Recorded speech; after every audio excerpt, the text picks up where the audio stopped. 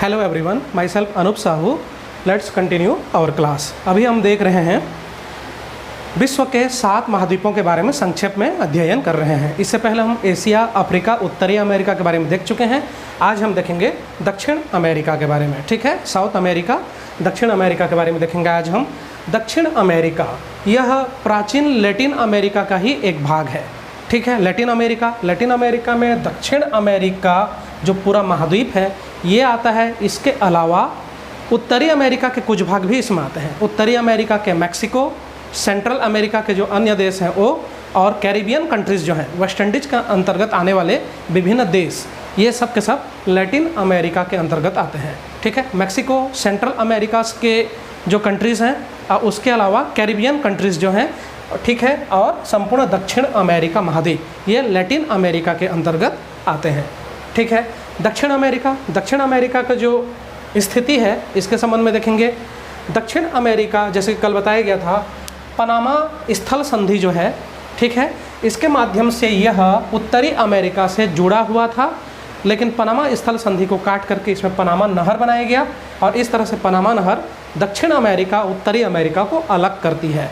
South America and north America को Panama नहर अलग करती है। दक्षिण अमेरिका के ईस्ट में अटलांटिक ओशियन है, ठीक है, अंध महासागर, और दक्षिण अमेरिका के वेस्ट में पैसिफिक ओशियन है, ठीक है, प्रशांत महासागर। ठीक है, और दक्षिण अमेरिका के साउथ में देखा जाए तो अटलांटिक ओशियन और पैसिफिक ओशियन आपस में मिलते हैं वहाँ पर, और सीधा उसके बाद और दक्षिण में अंटार्कटिका महाद्वीप आता है। ठीक है, दक्षिण अमेरिका का अधिकांश भाग दक्षिणी गोलार्ध पर स्थित है, क्योंकि दक्षिण अमेरिका के उत्तरी भाग से विषुवत रेखा या इक्वेटर गुजरती है। ठीक है, और इसका अधिकांश भाग इक्वेटर के साउथ में है, यानी दक्षिणी गोलार्ध में आता है दक्षिण अमेरिका का अधिकांश भाग। कुछ ही भाग है जो कि उत्तरी गोलार्ध में आता है, यानी इक्वेटर के नॉर्थ में आता है। ठीक है, 2 मुख्य रेखाएं यहाँ से गुजरती है। इक्वेटर जो कि बताया गया, दक्षिण अमेरिका महाद्वीप के उत्तरी भाग से इक्वेटर गुजरती है, और सेंट्रल भाग से, मध्यवर्ती भाग से ट्रॉपिक ऑफ कैप्रिकॉर्न, ठीक है, मकर रेखा गुजरती है। ठीक है, तो ये दक्षिण अमेरिका के स्थिति के संबंध में महत्वपूर्ण तथ्य। दक्षिण अमेरिका के अन्य महत्वपूर्ण तथ्यों में देखेंगे आगे। दक्षिण अमेरिका का कुल क्षेत्रफल 1,78,32,000, ठीक है, 1,78,32,000 स्क्वायर किलोमीटर, यह दक्षिण अमेरिका का कुल क्षेत्रफल है। और क्षेत्रफल की दृष्टि से देखा जाए तो 4th largest continent of the world. ठीक है, Asia number 1, Africa number 2, north America number 3 and south America number 4। तो चौथे स्थान पर है दक्षिण अमेरिका, क्षेत्रफल की दृष्टि से सबसे बड़ा महाद्वीपों में, चौथे नंबर। ठीक है, तो ये तो हो गया क्षेत्रफल। अब हम आगे देखेंगे दक्षिण अमेरिका के विभिन्न देशों के संबंध में। ठीक है, तो उत्तर से दक्षिण हम देखते जाएंगे दक्षिण अमेरिका के विभिन्न देश। इनमें सबसे पहला वेनेजुएला। ठीक है, वेनेजुएला की राजधानी जो है वो कैराकस है। वेनेजुएला की राजधानी कैराकस, ये दक्षिण अमेरिका का सबसे उत्तरी देश है वेनेजुएला। ठीक है, वेनेजुएला की राजधानी कैराकस। यहाँ के और महत्वपूर्ण विशेषताओं में देखेंगे तो यहाँ पर एक झील है, माराकैबो झील। माराकैबो झील जो है यह पेट्रोलियम के उत्पादन के लिए प्रसिद्ध है, पेट्रोलियम के उत्पादन के लिए प्रसिद्ध है। इसके अलावा यहाँ पर वेनेजुएला और कोलंबिया का इस क्षेत्रों में विशाल घास का मैदान है, उष्णकटिबंधीय घास का मैदान, जिसे लानोज के नाम से जाना जाता है, इसके अलावा यहाँ पर एक नदी बहती है, ओरिनिको नदी, और ओरिनिको नदी का बेसिन जो है वो पेट्रोलियम के उत्पादन के लिए फेमस है। ओरिनिको नदी की एक सहायक नदी है कैरो नदी, और कैरो की एक सहायक नदी है चूरन नदी पर एंजिल जलप्रपात स्थित है, जो दुनिया की सबसे ऊंची जलप्रपात है। इंपॉर्टेंट फैक्ट है, एंजिल जलप्रपात चूरन नदी पर स्थित है, जो कि कैरो की सहायक नदी है, और कैरो और ओरिनिको की सहायक नदी है। तो इस तरह से एंजिल जलप्रपात कहाँ पर है? वेनेजुएला में स्थित है। ठीक है, तो ये वेनेजुएला के संबंध में कुछ महत्वपूर्ण तथ्य हो गया। आगे हम देखते हैं कुछ और छोटे देश जो दक्षिणी अमेरिका के उत्तरी भाग में स्थित हैं। ठीक है, गयाना का कैपिटल है जॉर्जटाउन, उसके बाद सूरीनाम का कैपिटल पैरामारिबो। उसके बाद फ्रेंच गुयाना जो है यह फ्रांस के आधिपत्य में आता है। ठीक है, और यहाँ का कैपिटल जो है फ्रेंच गुयाना का वो केन है। ठीक है, केन यह फ्रेंच गुयाना का कैपिटल है। ठीक है। उसके बाद अब आगे देखते हैं और कोलंबिया। कोलंबिया उत्तरी अमेरिका से दक्षिणी अमेरिका आते हैं, पनामा कैनाल क्रॉस करते हैं तो कोलंबिया देश आता है, ठीक है। तो कोलंबिया जो कंट्री है यह उत्तरी अमेरिका के बाद दक्षिण अमेरिका में जाते हैं तो पहला देश होता है। हम इसके बारे में हम उत्तरी अमेरिका जब पढ़ रहे थे तो इसके बारे में बताया गया था, ठीक है। कोलंबिया, कोलंबिया की राजधानी बगोटा, कोलंबिया की राजधानी बगोटा, ठीक है। आगे और तथ्यों में देखेंगे देशों में, ब्राज़ील, ब्राज़ील दुनिया का चौथा सबसे बड़ा देश, 4th largest country of the world, दुनिया का चौथा सबसे बड़ा देश। सबसे बड़ा कौन सा है देशों में? Largest country of the world Russia, Russia के बाद फिर कनाडा, चाइना, चाइना के बाद फिर यूएसए, यूएसए के बाद फिर ब्राज़ील, ब्राज़ील के बाद ऑस्ट्रेलिया, ऑस्ट्रेलिया के बाद इंडिया, ठीक है। तो ब्राज़ील जो है वो दुनिया का 5वां सबसे बड़ा देश है क्षेत्रफल की दृष्टि से देखा जाए तो, ठीक है। ब्राज़ील की राजधानी ब्राज़ीलिया, ब्राज़ील की राजधानी ब्राज़ीलिया जो पूरे ब्राज़ील के लगभग सेंट्रल भाग पर स्थित है, ठीक है। यहाँ के और महत्वपूर्ण तथ्यों में देखेंगे, बड़े नगरों में साओ पालो, ठीक है। साओ पालो जो है वह विश्व की कहवा की मंडी कहा जाता है, coffee emporium of the world, ठीक है। विश्व की कहवा की मंडी के नाम से जाना जाता है साओ पालो, जो कि कहवा और कहवा प्रोसेसिंग इंडस्ट्री के लिए फेमस है, ठीक है। अन्य बड़े नगरों में देखते हैं तो Rio de Janeiro, Rio de Janeiro जो है, ठीक है, रियो के नाम से भी इसको जाना जाता है, याद रखेंगे रियो डी जेनेरियो, ठीक है। यह ब्राज़ील के सबसे बड़े नगरों में से एक नगर है, ठीक है। वैसे जनसंख्या की दृष्टि से देखा जाए तो पूरे दक्षिण अमेरिका में सबसे अधिक जनसंख्या साओ पालो में है, पूरे दक्षिण अमेरिका महाद्वीप में सबसे अधिक जनसंख्या साओ पालो, यह दुनिया के सबसे अधिक जनसंख्या वाले नगरों में से एक है, ठीक है। जैसे सबसे अधिक जनसंख्या वाला नगर टोक्यो, ठीक। उसके बाद अभी वर्तमान समय में नई दिल्ली 2nd पोजीशन पर आ चुका है, ठीक है। दिल्ली, भारत की दिल्ली जो है 2nd पोजीशन पर आ चुका है। उसके अलावा और बड़े नगरों में देखते हैं तो मैक्सिको सिटी है, साओ पालो है, तो ये दुनिया के सबसे बड़े नगरों में से हैं। तो साओ पालो दुनिया के सबसे बड़े नगर में से एक, ठीक है। ये कुछ महत्वपूर्ण नगर। अन्य महत्वपूर्ण तथ्यों में ब्राज़ील के संबंध में देखेंगे तो ब्राज़ील में उष्णकटिबंधीय घास का मैदान पाया जाता है, घास का मैदान जिसे कैंपोस के नाम से जाना जाता है, जिसे कैंपोस के नाम से जाना जाता है, ठीक है। उष्णकटिबंधीय घास का मैदान जिसे कैंपोस कहा जाता है, ठीक है।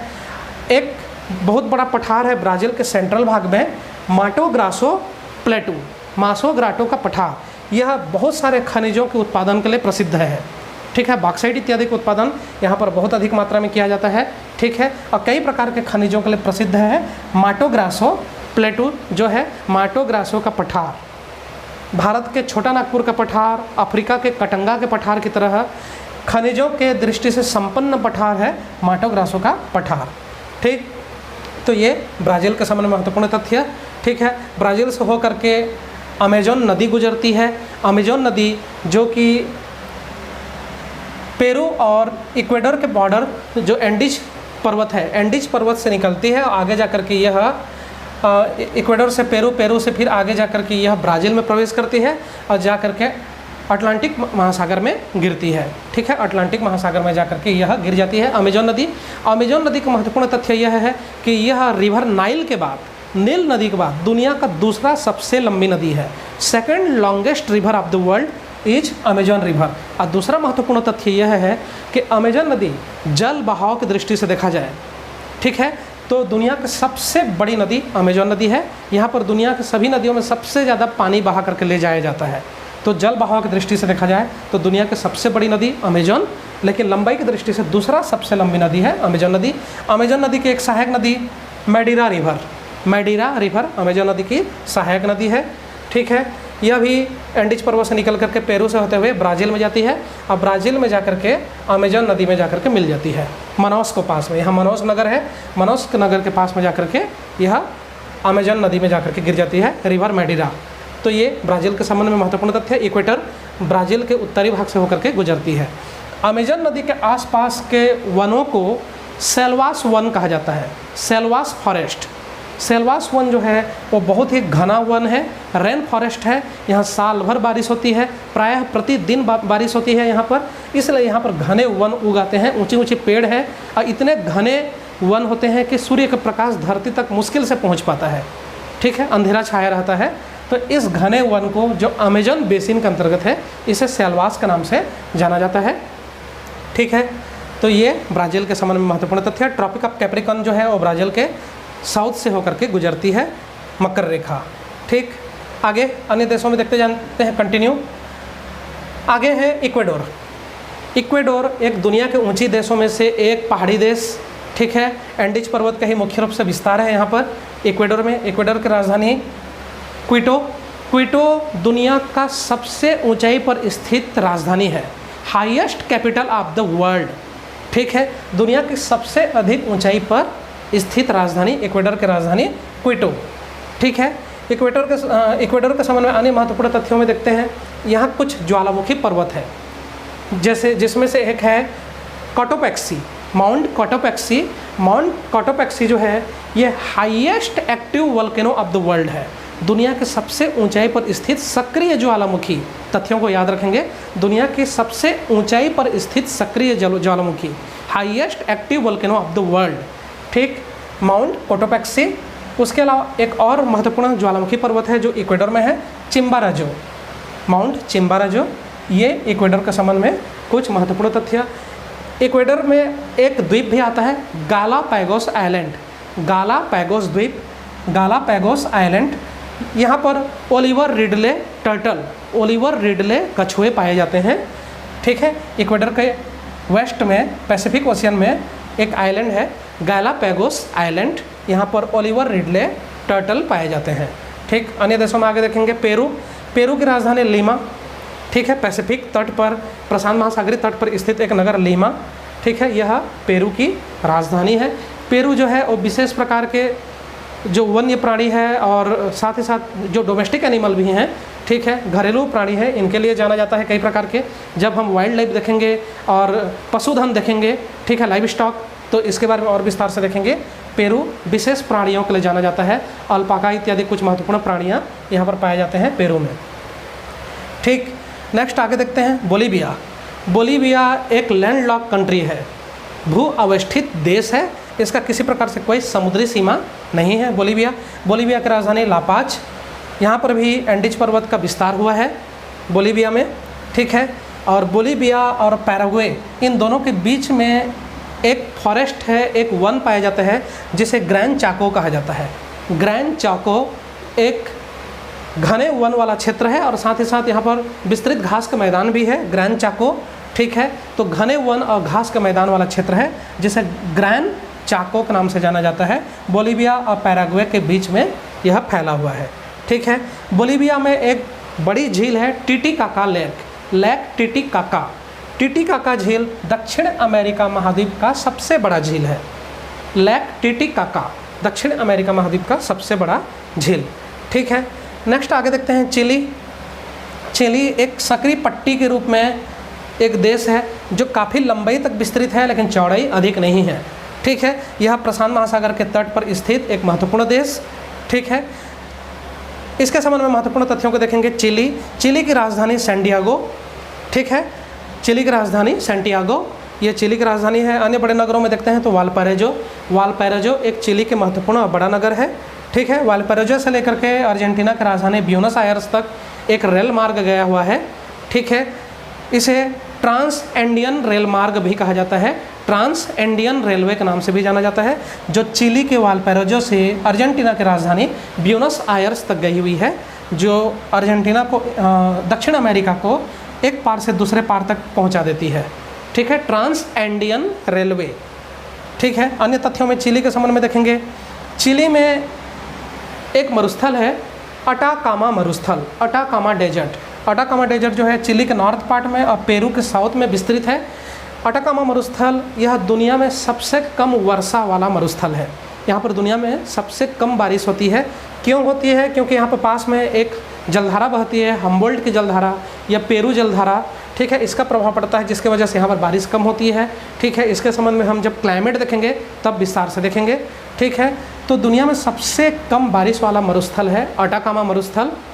ठीक है, उत्तरी चिली और दक्षिणी पेरू पर स्थित एक मरुस्थल है। यहाँ पर एक प्लेस है अरिका। अरिका जो है वो driest place of the world, दुनिया के सबसे सूखी स्थान, यानी सबसे कम बारिश होने वाला स्थान है जो कि अटाकामा मरुस्थल में आता है, उस प्लेस का नाम है अरिका। ठीक है, अब आगे देखते हैं। अटाकामा मरुस्थल में एक और प्लेस है Rivadavia. Rivadavia is the hottest place of South America. दक्षिण अमेरिका महाद्वीप का सबसे गर्म स्थान, hottest place, 49 degree centigrade temperature पहुंच जाता है यहाँ पर रिवाडाविया। ठीक है, यह चिली में स्थित एक प्लेस है जो कि अटाकामा मरुस्थल के क्षेत्र में आता है। ठीक, आगे और देखते हैं अन्य देशों में। यह चिली के संबंध में कुछ तथ्य हो गया। आगे पैराग्वे। पैराग्वे का कैपिटल असन्सियन। पैराग्वे का कैपिटल असन्सियन। ठीक है, बताया गया है कि पैराग्वे और बोलिविया के बीच में ग्रांड चाको फॉरेस्ट विस्तृत है। ठीक है, यहाँ से होकर के पैराग्वे रिवर भी बहती है, पैराग्वे रिवर। ठीक है, तो ये पैराग्वे के संबंध में महत्वपूर्ण तथ्य। अब नेक्स्ट है उरुग्वे। उरुग्वे ब्राज़ील के साउथ में और अर्जेंटीना के नॉर्थ ईस्ट में स्थित एक देश उरुग्वे एक शीतोष्ण कटिबंधीय देश है, टेम्परेट कंट्री है। ठीक है, जहाँ की राजधानी मोंटेविडियो। मोंटेविडियो जो है वो उरुग्वे की राजधानी है। ठीक है, यहाँ से होकर के उरुग्वे रिवर बहती है जो उरुग्वे और अर्जेंटीना के बीच में बॉर्डर बनाती है। नेक्स्ट महत्वपूर्ण देश है दक्षिण अमेरिका के साउथ में Argentina. Argentina is the 8th largest country of the world. ठीक है, भारत 7वें स्थान पर है, भारत के बाद 8वें स्थान पर कौन है? अर्जेंटीना। ठीक है, और दक्षिण अमेरिका महाद्वीप में दूसरा सबसे बड़ा देश है अर्जेंटीना। अर्जेंटीना जो कि फुटबॉल के खेल के लिए प्रसिद्ध है। ठीक है, अर्जेंटीना, इसके बारे में देखेंगे। अर्जेंटीना की राजधानी ब्यूनस आयर्स, यह भी दुनिया के सबसे बड़े नगरों में से एक नगर है ब्यूनस आयर्स, और यह मांस की मंडी के लिए प्रसिद्ध है ब्यूनस आयर्स। और संपूर्ण अर्जेंटीना में मांस का उत्पादन बहुत ही ज़्यादा होता है, खास करके बीफ का उत्पादन। ठीक है, बीफ का उत्पादन यहाँ पर बहुत ही अधिक होता है। अर्जेंटीना के संबंध में कुछ महत्वपूर्ण तथ्य। यहाँ पर एकांकागुआ पीक स्थित है। एकांकागुआ की चोटी, एंडीज पर्वत पर स्थित एक चोटी है एकांकागुआ, जिसकी कुल ऊंचाई 6960 मीटर 6960 मीटर। ठीक है, Aconcagua is the highest peak of the South America. दक्षिण अमेरिका महाद्वीप की सबसे ऊंची चोटी है एकांकागुआ। ठीक है, 6960 मीटर 6960 मीटर की ऊंचाई पर स्थित है। यह एंडीज पर्वत पर स्थित एक पीक है। ठीक है, एकांकागुआ जो कि अर्जेंटीना में स्थित है, अर्जेंटीना और चिली के लगभग बॉर्डर में स्थित है। उसी तरह से अर्जेंटीना और चिली के लगभग बॉर्डर में स्थित एक और पीक, एक और चोटी, ठीक है, सैरो ओजेस डेल सैलेडो। सैरो ओजेस डेल सैलेडो, यह भी एंडीज पर्वत की एक ऊंची चोटी, दूसरी सबसे ऊंची चोटी, जिसकी कुल ऊंचाई 6908 मीटर 6908 मीटर। ठीक है, 6908 मीटर, यानी एकांकागुआ से थोड़ा सा ही कम ऊंची है। ठीक है, सैरो ओजेस डेल सैलेडो, यह दक्षिण अमेरिका की दूसरी सबसे ऊंची चोटी है जो अर्जेंटीना में स्थित है, अर्जेंटीना और चिली के बॉर्डर में। ठीक है, अर्जेंटीना में और कुछ महत्वपूर्ण तथ्यों में देखेंगे। रिवर सैलाडो। रिवर सैलाडो जो है वो सैरो ओजेस डेल सैलाडो के पास में निकलती है और आगे जा कर के अटलांटिक महासागर में गिर जाती है, एक प्रमुख नदी है। ठीक है, और यहाँ पर पराना नदी भी बहती है।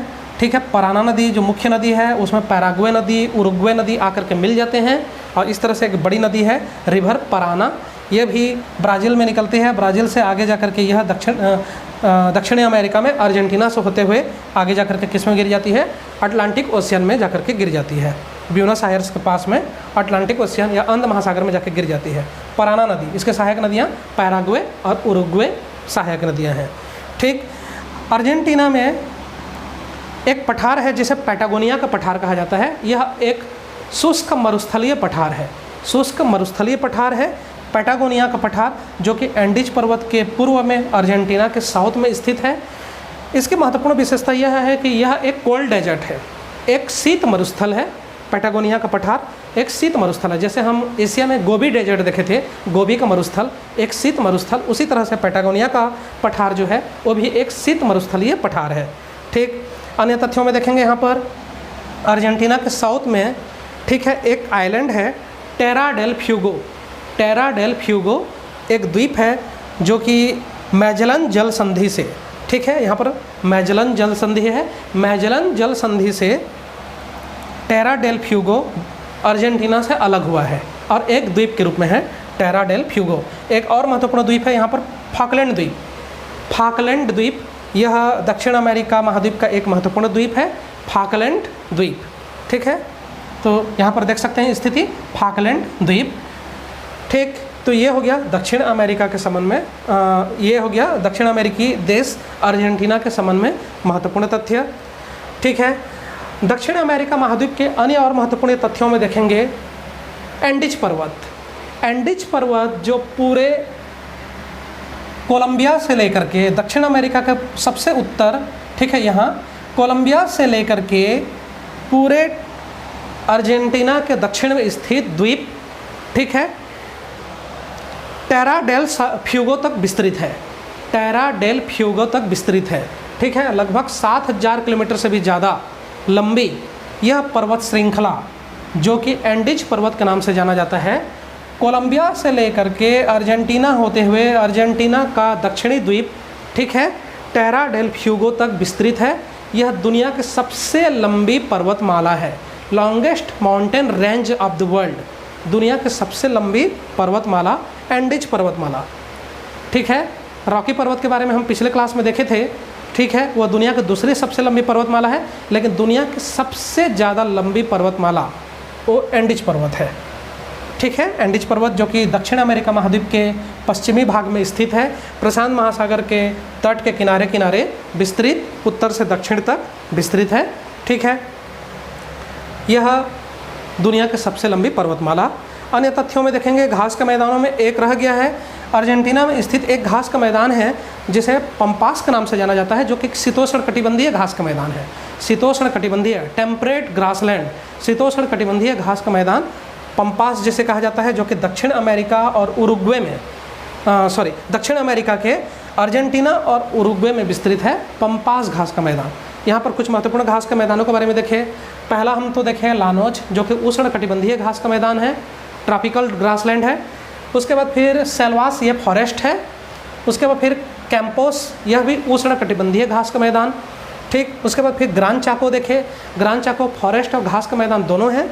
और उसके बाद फिर अर्जेंटीना और उरुग्वे में विस्तृत पंपास। पंपास जो है वो यह शीतोष्ण कटिबंधीय घास का मैदान है।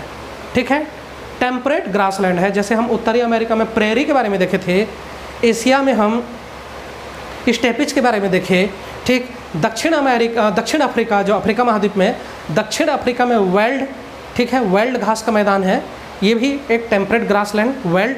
ऑस्ट्रेलिया में हम आगे के क्लास में देखेंगे, ऑस्ट्रेलिया में डाउन्स घास का मैदान, ठीक है, डाउन्स ये कहाँ पर है, ऑस्ट्रेलिया में है। तो ऐसा ही एक घास का मैदान जो कि अर्जेंटीना और उरुग्वे में स्थित है, पंपास, एक शीतोष्ण कटिबंधीय घास का मैदान। ठीक है, शीतोष्ण कटिबंधीय घास का मैदान पंपास। ठीक, तो ये कुछ महत्वपूर्ण तथ्य हो गया। अब हम देखेंगे दक्षिण अमेरिका महाद्वीप में खेतीबाड़ी, एग्रीकल्चर, कृषि। ठीक, इसमें सबसे महत्वपूर्ण पहला व्हीट, गेहूँ। दक्षिण अमेरिका महाद्वीप में ब्राज़ील, उरुग्वे और ख़ास करके अर्जेंटीना में बहुत ही अधिक गेहूँ का उत्पादन किया जाता है। गेहूँ के उत्पादन के लिए प्रसिद्ध है अर्जेंटीना, उरुग्वे और ब्राज़ील। ठीक है, उसके अलावा चिली के दक्षिणी भाग में भी गेहूँ का उत्पादन तटवर्ती मैदानों में किया जाता है। ठीक, दूसरा फसल यहाँ पर कॉफ़ी। आप सब जानते हैं ब्राज़ील जो है कॉफ़ी के उत्पादन के लिए प्रसिद्ध है। ठीक है, दुनिया में सबसे ज़्यादा कॉफ़ी का उत्पादन जो होता है, कहवा का उत्पादन, वो ब्राज़ील में होता है। ब्राज़ील के अलावा कोलंबिया, इक्वेडोर, यहाँ पर भी, ठीक है, कोलंबिया और इक्वेडोर, यहाँ पर भी कॉफ़ी का उत्पादन किया जाता है। लेकिन ब्राज़ील जो है वो कॉफ़ी के उत्पादन में अग्रणी है दुनिया भर में। और यहाँ का साओ पालो, यह कॉफ़ी के मंडी के नाम से विश्व प्रसिद्ध है, साओ पालो। ठीक है, अन्य महत्वपूर्ण जो एग्रीकल्चर से रिलेटेड है, इसमें मीट प्रोडक्शन, मांस का उत्पादन बताया जा चुका है। अर्जेंटीना मांस के उत्पादन के लिए विख्यात है। खनिजों में यदि देखते हैं तो खनिजों में नाइट्रेट के उत्पादन के लिए चिली विश्व प्रसिद्ध है। चिली के अटाकामा मरुस्थलीय भाग में नाइट्रेट का उत्पादन बहुत ही अधिक होता है। नाइट्रेट जो एक रासायनिक उर्वरक होता है, रासायनिक उर्वरक के रूप में इसका उपयोग किया जाता है नाइट्रेट, इसके उत्पादन के लिए चिली फेमस है। उसके अलावा यहाँ पर चिली में कॉपर या तांबा का उत्पादन भी बहुत ही अधिक होता है। चिली में एक प्लेस है चुक्की कमाटा,